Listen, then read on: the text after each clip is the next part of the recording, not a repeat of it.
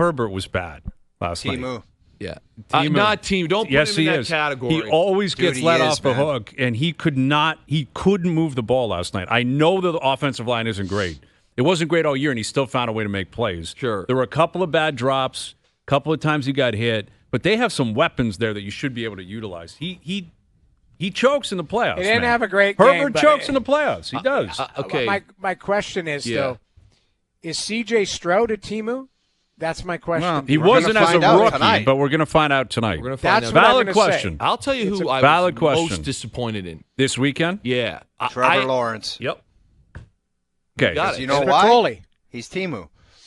I couldn't get over it. Let's take Herbert. And I'm everything you said is completely Pat's factual. defense showed up. Their offensive line isn't great, Pat's but defense Herbert is did not very make good. plays last night. Okay, but you look at Herbert, no run game, absolutely no run game yesterday. Took 6 sacks, and every one of his scrambles, I think -1, is not a design play. It was like he was under barrage. Okay, and I get you'd like them to play a little better, but I look at Trevor Lawrence, I'm like, you did have a run game. Now, what got weird is that the Jags got away from it, but you had a run game. Like that first pick, I think it was the first or might have been second quarter. I did a couple of hits we talked about in Jay. It's just generic cover 2, and we piped the Tampa 2 linebacker right in the chest. Yes. What down? Forcing it was funny because I was gonna send a message to the group, and I swear I'm not making this up. But they're down 3. There's 59 seconds left, and they have no timeouts. They get the ball, and I'm like, if this is Josh Allen, this game is at bare minimum tied. Bare minimum. And I thought to myself, I'm sitting in the room above Jay's studio. I go, he's going to pipe somebody in the chest on the first play for an interception. Like, that's exactly what I thought. I'm like, here comes a pick. Now, he didn't pipe anyone in the chest, but he forced the ball. It pops in the air. You look at Josh versus Trevor, and in every aspect of that game, Trevor has 2 turnovers. Josh has none.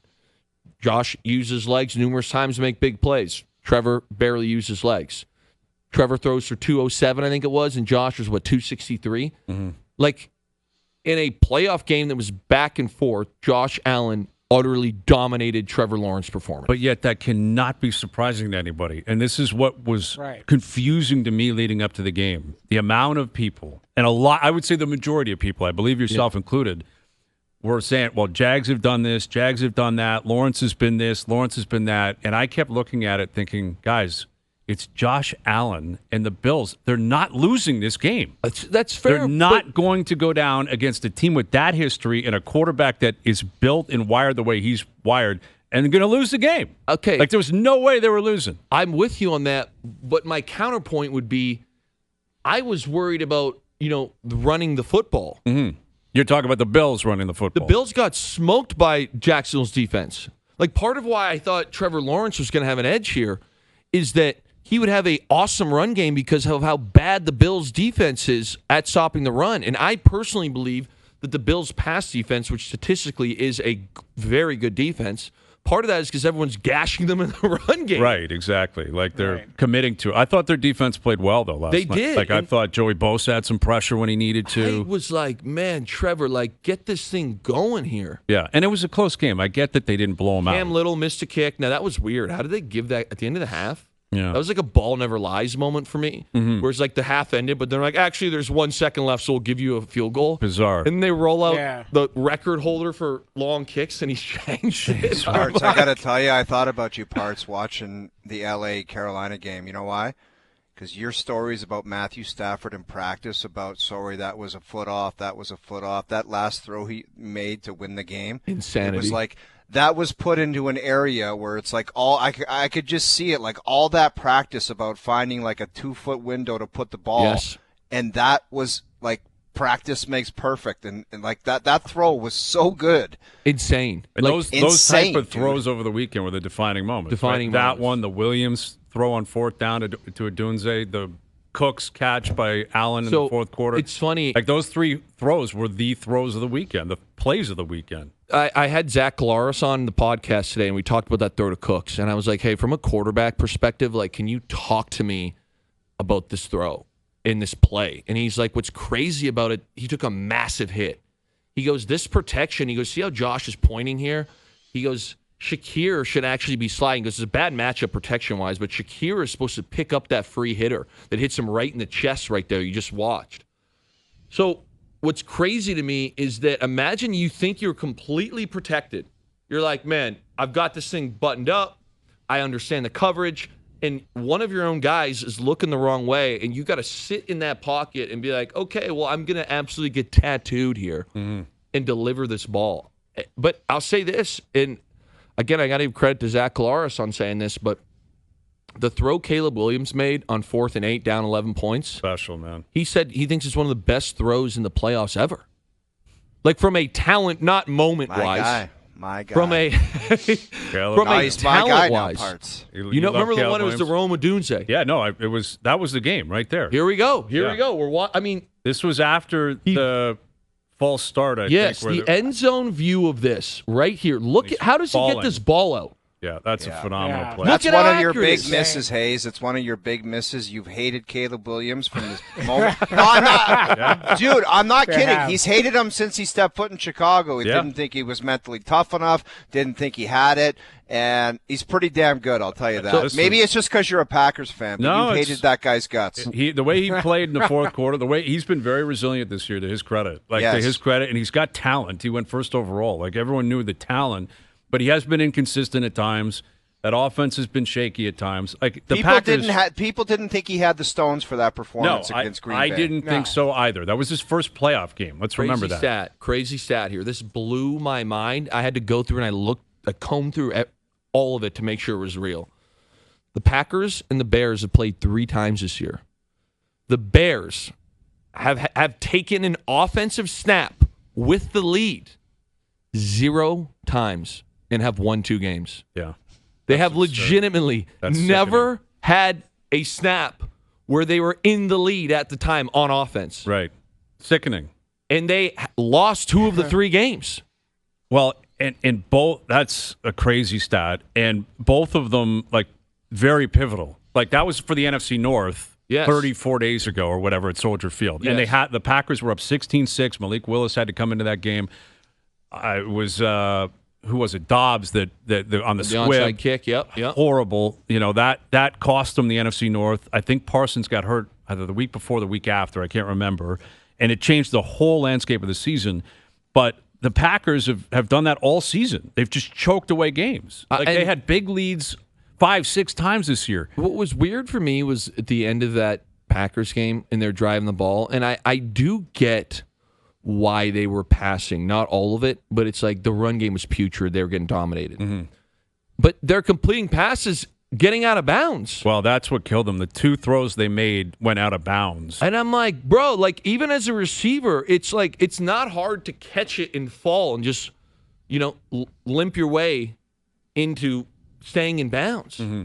So, like, you go and you're like, how does this happen? And I can't preach enough. You guys hear me use the saying, situational awareness. Like, we would always talk about in these moments, hey, we need a first down. Hey, stay in bounds. Stay in bounds at all costs. We have to get this done, boys. Like, you can't give Caleb Williams and this team a chance who has already burned you once. Mm-hmm. Stay in bounds. Play calling wise, like, can we get plays that we think will keep our guys in bounds? What's your theory, Luke? Because we talk about it in hockey a lot, about not being aware of the score clock and when to make dangerous plays and when not to. What is your theory about the modern-day football player that just can't grasp the understanding of that? To me, because I find it crazy. To me, that specifically comes from your staff.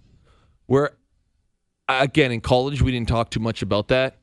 But when I say, O-Dog, it was drilled into our minds. Drilled into our minds in Seattle. Like, don't do it, you don't play. And it 100%, but also like, okay, today, so how our days would be set up is you kind of get in the morning, depending if you have a lift or not, whatever, but it's like meetings for about 3.5 hours, again, potentially 4 if you're on special teams. And then before lunch, we would have like an hour, I call it a jog through. So you're not wearing cleats, you're kind of it's on our indoor turf field, and it's all the new install for that week.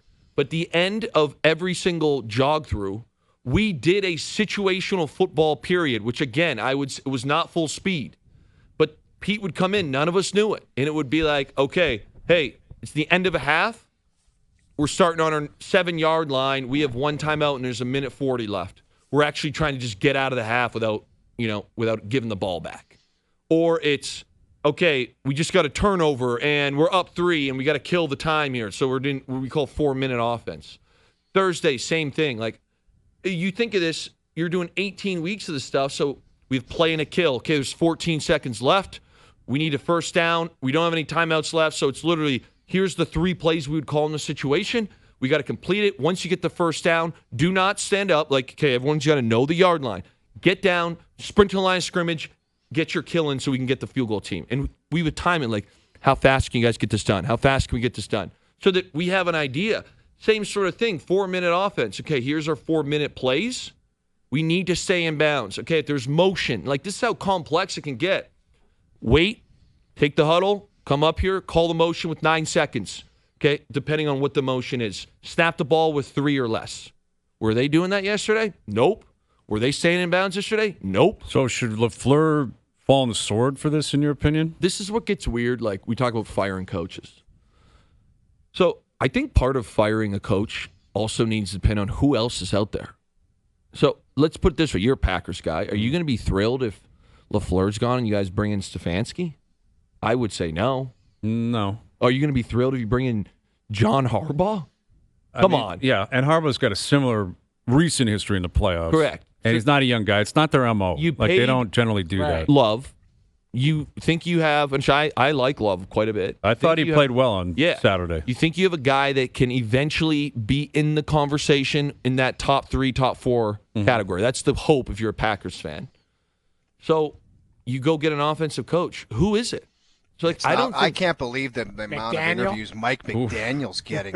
It's not going to be Mike McDaniel. Well, as an OC, McDaniel's going to get some love. I'll tell you this right now: if Mike McDaniel is the OC in Detroit and they tighten that offensive lineup, they'll probably be my Super Bowl favorite next year. Trouble. Yeah, he'll get hired in that capacity. You got to think, as much as he's a weirdo and the interviews are strange and everything went to hell in Miami, the same breath, what he was able to do with Tua this year, if you give him an offensive line, give him the 2 runners that Detroit has, specifically Jahmyr Gibbs, give him Amon-Ra, and give him a quarterback that doesn't turn the ball over like Jared Goff and understands football, look out. Well, yeah, I mean, we'll see what happens. I agree with you there in terms of McDaniel and his future as an offensive coordinator. As for LaFleur, what complicates things is he's got a year left, so he's a lame duck guy. They were talking negotiation prior to this. His playoff record is not strong. He's 3-6 in the playoffs. It's not positive. There's a lot of choke jobs. I blame him first and foremost for that choke job on Saturday night. But the play calling, the first possession of the second half was the most important possession of the game, and it was just a horrendously predictable 3-and-out from LaFleur. He's famous for it. And, they went out, they traded Matt, they drafted Golden, they never do, a wide receiver in the first round. They trade for Parsons. They win their first 2 games, and they look like juggernauts. And ever since then, they've just faded. Yeah, and bad losses, choke jobs to a divisional rival like Chicago. I don't know. I think they'll probably bring him back, but this is a classic example of a sports team where you can either look up and say, would championship organizations accept this, or would they think we got to take that next step and chase it? Or you can look down, which happens a lot in sports, and say, sure, this is tough, but we could be the Jets. It could be Cleveland, could be Miami, so it could be worse. And that happens all the time in pro sports. Then you gas them then if you have those championship aspirations. I agree, but what I'm saying is just to send the message to everyone else in the organization. I'm not sure they do, though. They might have, hey, it could be worse. We could be the Jets-itis, because that you see that online all the time. Yeah. Yes, LaFleur, sure, he chokes, but, man, you know what they do for him if he was with New York or with Cleveland or with Tennessee? You don't pull the trigger on a Parsons trade and then say, at least we're not the Jets. I hear you. I'm with you guys, but where I get jammed here again is like if you're going to go down that road, who do you hire? Well, there's no one out there right now that I love. You don't fire him for the sake of firing him, correct? You got to have an option. Would Robert Saleh get a second chance? Yeah, I know he's a defensive guy, but look what Saleh's doing, man. Tremendous, tremendous hire. Unbelievable hire. And I think now you've got to get an OC. Maybe it's Mike McDaniels.